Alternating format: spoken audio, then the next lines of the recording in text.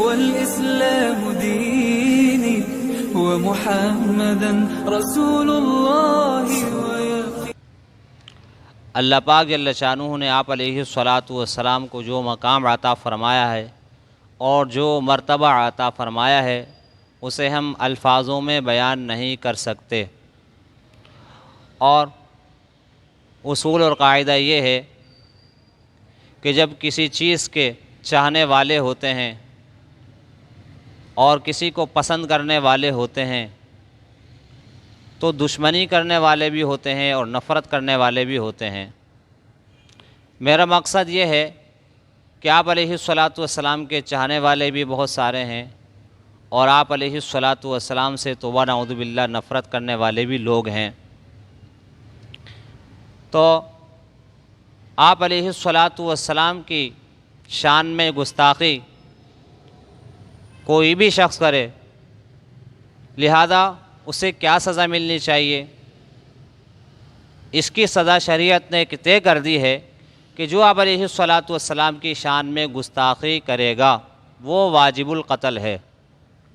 یہ سزا شریعت میں طے ہوئی ہے. بہت سارے لوگ ایسے ہیں جو اس قانون پر اعتراض کرتے ہیں اور اس کے خلاف باتیں کرتے ہیں اور مکہ کی زندگی کو دلیل بناتے ہیں کہ آپ علیہ الصلاۃ والسلام نے اپنے ساتھ گستاخی کرنے والوں کو معاف کیا. آپ کیسے سزا دے رہے ہیں؟ سب سے پہلی بات تو یہ ہے کہ جو سزا ہے کہ گستاخ رسول واجب القتل ہے، یہ شریعت نے مقرر کی ہے. دوسری بات یہ ہے کہ مکہ کی زندگی میں آپ علیہ الصلاۃ والسلام نے 13 سال میں جو ظلم برداشت کیے اور گستاخیاں برداشت کی، تکالیف برداشت کیں، بالکل ایسا ہی ہے. مکہ کی زندگی میں آپ علیہ الصلاۃ والسلام نے بہت ظلم برداشت کیے ہیں اور بہت تکالیف برداشت کی. آپ علیہ الصلاۃ والسلام کی شان میں بہت گستاخیاں کی گئیں، لیکن اللہ رب العزت نے وہاں حکم نازل نہیں کیا. تو آپ علیہ الصلاۃ والسلام کی طرف سے جو درگزر کا معاملہ تھا وہ اللہ کی طرف سے حکم یہی تھا. اور جب آپ علیہ الصلاۃ والسلام مکہ سے مدینہ ہجرت کر آئے تو بہت سارے احکامات میں تبدیلی آئی. اس میں سے ایک یہ بھی حکم تھا کہ اب جو آپ علیہ الصلاۃ والسلام کی شان میں گستاخی کرے گا اسے سزا دی جائے گی، اور سزا بھی ایسی دی جائے گی کہ جسے قتل کیا جائے گا.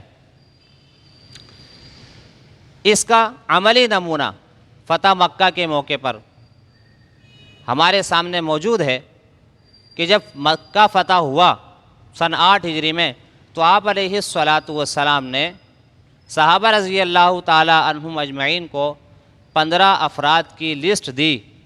15 افراد کے نام دیے، تقریباً 15 افراد. ان کے بارے میں آپ علیہ الصلاۃ والسلام نے فرمایا کہ یہ جہاں بھی ملے انہیں قتل کر دیے جائیں. اس کی وجہ یہ تھی کہ یہ افراد آپ علیہ الصلاۃ والسلام کی شان میں گستاخیاں کرتے تھے. ان میں سے میں آپ کو ایک شخص کا حال سنا دیتا ہوں. عبداللہ بن قتل، یہ بھی انہی 15 افراد میں سے تھا. اور اس کا واقعہ یہ ہے کہ یہ پہلے مسلمان تھا. آپ علیہ الصلاۃ والسلام نے عامل بنا کر صدقات وصول کرنے کے لیے بھیجا. ایک غلام بھی ساتھ تھا اور ایک انصاری صحابی بھی آپ کے ساتھ تھے. راستے میں ایک مقام پر غلام سے اس نے کہا کہ کھانا تیار کرو. اس کے بعد اس کی آنکھ لگ گئی، غلام سو گیا. پھر نیند سے بیدار ہوا تو عبداللہ بن قتل نے دیکھا کہ کھانا تو تیار ہی نہیں ہوا. اسے بہت غصہ آیا اور اس نے اس غلام کو قتل کر دیا. قتل کرنے کے بعد اس کے دل میں یہ خیال آیا کہ میں نے تو اس کو ناحق قتل کر دیا، لہذا آپ علیہ الصلاۃ والسلام اب مجھے اس کے بدلے میں قتل کر دیں گے. لہذا مدینہ سے نکل کر وہ مکہ کی طرف فرار ہو گیا اور مکہ والوں سے جا ملا. اپنا ایمان بھی بدل لیا، دین بھی بدل دیا، اور آپ علیہ الصلاۃ والسلام کی شان میں گستاخیاں کرنے لگا اور کروانے لگا.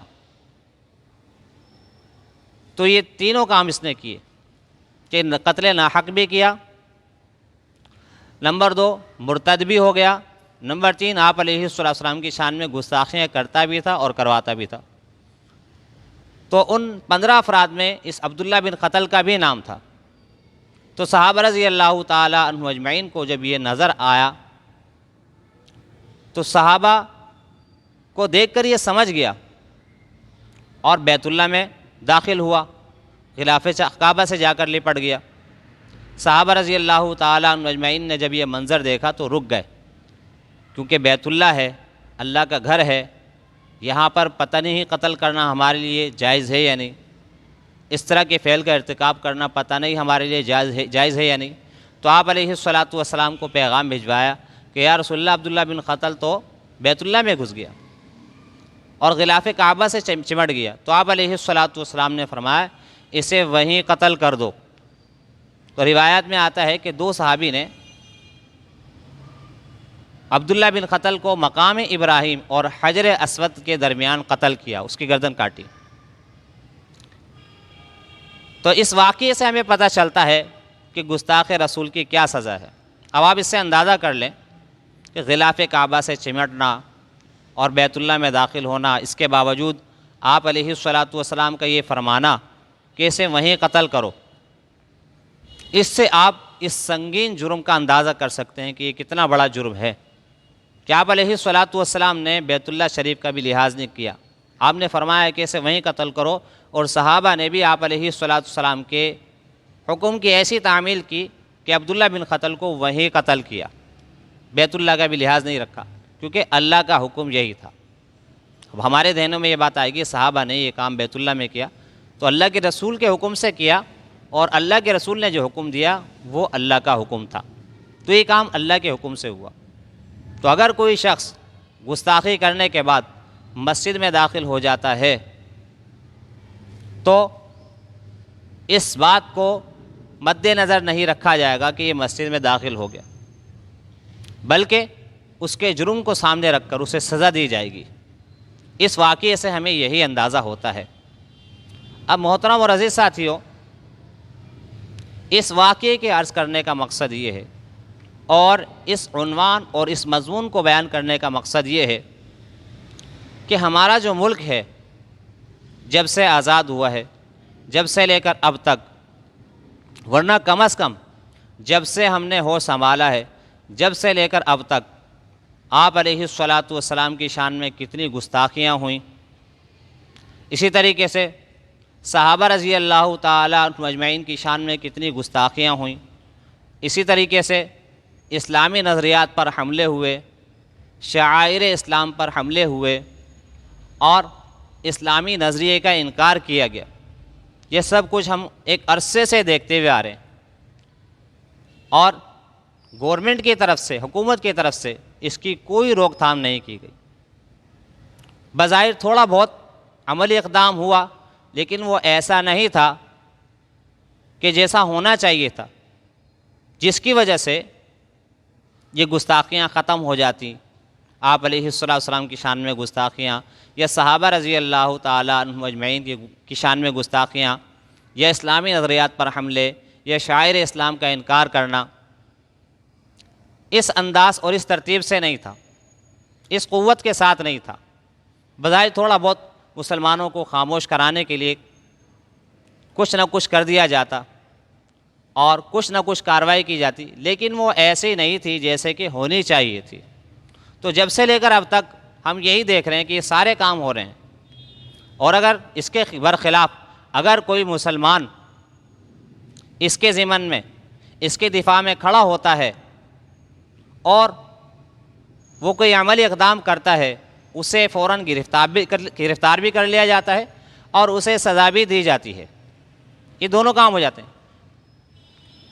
جو دشمن ہیں آپ علیہ الصلاۃ والسلام کی ذات کے، صحابہ کے، نہ تو انہیں گرفتار کیا جاتا ہے اور نہ ہی تو انہیں سزا دی جاتی ہے، الا یہ کہ مسلمان تھوڑی بہت کوشش کر کے، جد و جہد کر کے اگر اس کام کو پایا تکمیل تک پہنچا دیں تو ایک الگ بات ہے۔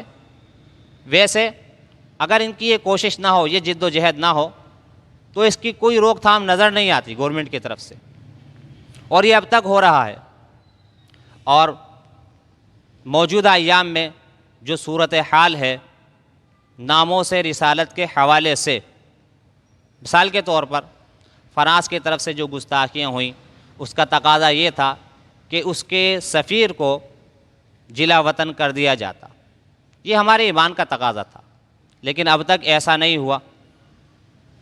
گورنمنٹ کی طرف سے یہ جواب آتا ہے کہ اگر ہم ایسا کریں گے تو ہماری معیشت کو بہت زیادہ نقصان ہوگا۔ تو اس کا جواب یہ ہے، اس جواب پر پھر ہم بھی جواب دیتے ہیں بحیثیت مسلمان ہونے کے، اور نہ تو کسی کا دفاع کرتے ہوئے، نہ کسی پر تنقید کرتے ہوئے، بلکہ بحیثیت مسلمان ہوتے ہوئے اس کا ہم یہ جواب دیتے ہیں کہ ایک ہے معیشت، ایک ہے ایمان۔ ہمیں حکم یہ ہے کہ معیشت کو نقصان پہنچ جائے لیکن ایمان کو نقصان نہ پہنچے۔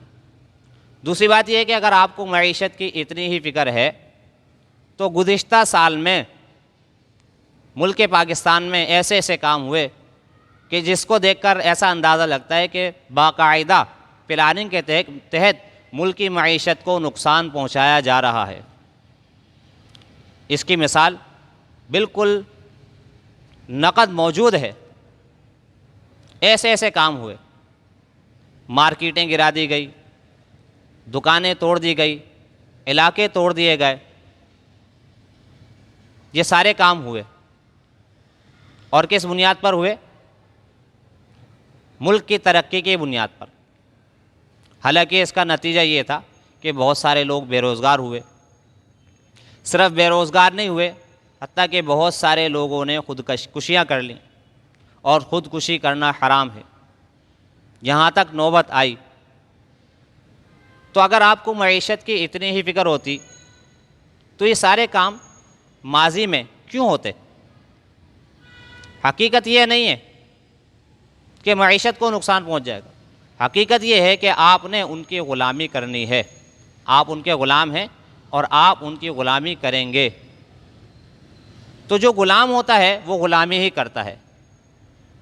تو غلام غلامی کرے لیکن لوگوں کو دھوکہ نہ دے، لوگوں کو یہ نہ کہے کہ میں عاشق رسول ہوں، لوگوں کو یہ نہ کہے کہ میں مسلمان ہوں، لوگوں کو یہ نہ کہے کہ میں مدینے والی ریاست بنانا چاہتا ہوں۔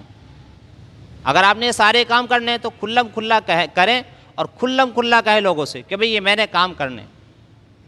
آپ کہتے کچھ اور ہیں اور کرتے کچھ اور ہیں۔ آپ کے قول اور فعل میں بہت زیادہ تضاد اب تک نظر آیا ہے، بہت زیادہ تضاد نظر آیا ہے کہ آپ کہتے کچھ اور ہیں اور کرتے کچھ اور ہیں۔ تو اگر آپ نے یہ سارے کام کرنے ہیں تو آپ مسلمانوں کو دھوکہ کیوں دیتے ہیں؟ اور پھر اسمبلی میں بیٹھنے والے بڑی آسانی سے یہ کہہ دیتے ہیں۔ بہت سارے لوگ جو مسجد میں سالہ سال نہیں جاتے اور سورہ فاتحہ کو نہیں جانتے، سورہ اخلاص کو نہیں جانتے، بڑی آسانی سے کہہ دیتے ہیں کہ ہم تو عاشق رسول ہیں۔ کیا عاشق رسول ہونا اتنی آسان بات ہے؟ یہ کوئی کھیل تماشا ہے یا کوئی مذاق ہے کہ بڑی آسانی سے ہم اپنے منہ سے کہہ دیتے ہیں کہ ہم عاشق رسول ہیں؟ آپ کو پتہ ہے کہ عاشق رسول کا کیا مطلب ہے؟ آپ نے کبھی سوچا؟ نہیں، کبھی آپ نے نہیں سوچا۔ اگر آپ کبھی سوچ لیں کہ عاشق رسول کا کیا مطلب ہے تو آپ کے زبانوں سے یہ الفاظ نہ نکلیں۔ آپ زبانوں سے تو یہ الفاظ نکالتے ہیں اور کام اس کے خلاف کرتے ہیں۔ اب جو احتجاج ہو رہا ہے یا اب تک جو احتجاج ہوئے ہیں یا ہونے والے ہیں، اس کی وجہ کیا ہے؟ کہ اگر آپ یہ کام کر لیتے جو آپ کہہ رہے ہیں تو اس کی نوبت ہی نہ آتی۔ نوبت یہاں تک آئی، نوعیت یہاں تک پہنچی، اس کا مطلب یہ ہے کہ آپ نے کچھ کیا نہیں ہے اور کرنے والوں کو آپ کرنے نہیں دیتے۔ تو اس سے یہی سمجھ میں آتا ہے کہ آپ سراسر غلامی کے لیے آئے ہیں اور آپ اپنے آپ کو عاشق رسول کہلوانا چاہتے ہیں۔ عاشق رسول صحابہ کرام رضی اللہ تعالیٰ عنہ مجمعین تھے۔ حضرت ابوبکر صدیق رضی اللہ تعالیٰ عنہ نے ایک موقع پر کیا فرمایا؟ اَيُنْقَصُ الدِّينُ وَأَنَا حَيٌّ، کہ دین میں کمی آئے اور ابو بکر زندہ رہے، ایسا ہرگز نہیں ہو سکتا۔ اور یہی ہر صحابی کا جذبہ تھا، اسے عاشق رسول کہتے ہیں کہ دین میں تھوڑی سی بھی کمی کو برداشت نہ کرے۔ بہت بڑی کمی تو بہت دور کی بات ہے، تھوڑی سی کمی کو بھی برداشت نہ کرے۔ صرف اتنی بات تھی آپ علیہ الصلاۃ والسلام کی وفات کے بعد کہ کچھ مسلمانوں نے یہ کہا تھا کہ ہم زکوٰۃ نہیں دیں گے، تو حضرت ابوبکر صدیق رضی اللہ تعالیٰ عنہ نے اس بات پر اسٹینڈ لیا اور ان سے قتال کے لیے تیار ہوئے اور صحابہ کو بھی اس پر تیار کیا۔ وجہ کیا تھی؟ وجہ یہ تھی کہ ان کے دل میں عشق رسول تھا، وہ سچے عاشق رسول تھے، اس لیے انہوں نے یہ منظر پیش کیا اور دین کی حفاظت کی اور دین کو یہاں تک پہنچایا۔ دین جو آج نظر آ رہا ہے، تھوڑا بہت جو اسمبلیوں میں بیٹھ کر لوگ دین کی باتیں کر رہے ہیں، اسلام کی باتیں کر رہے ہیں، چاہے وہ جرنل ہو، چاہے وہ کرنل ہو، چاہے وہ سیاستدان ہو، چاہے وہ عام آدمی ہو، یہ سب صحابہ کی قربانی ہے کہ جن کی برکت سے آج ہمیں دین ملا اور دین یہاں تک پہنچا، اور آج ہمیں ان کے ناموس کی کوئی فکر نہیں، اور آپ علیہ الصلاۃ والسلام کی ناموس کی کوئی فکر نہیں ہے۔ ہمیں اپنی عزت کی تو بڑی پرواہ ہوتی ہے، عزت کا بڑا خیال ہوتا ہے کہ ہماری عزت اور ہماری شان میں کوئی گستاخی نہ کرے، اگر ہوتی ہے تو ہم فوراً ایکشن لیتے ہیں۔ جس کے نام پر یہ ملک آزاد ہوا اور لاکھوں مسلمانوں نے قربانیاں دی، لاکھوں مسلمان شہید ہوئے، لاکھوں مسلمانوں کا خون اس مٹی میں، اس کی بنیاد میں ہے، آج اسی ملک میں ان شہداء کے ساتھ، دین کے ساتھ، اللہ اور اللہ کے رسول کے ساتھ یہ تماشے ہو رہے ہیں، ہرگز ایک ایمان والا اس کو برداشت نہیں کر سکتا۔ تو یہ ہمارے ایمان کا تقاضا ہے اور یہ مطالبہ ہے بااثر لوگوں سے، ارباب اختیار سے، کہ اس کے بارے میں آپ کوئی عملی اقدام کریں۔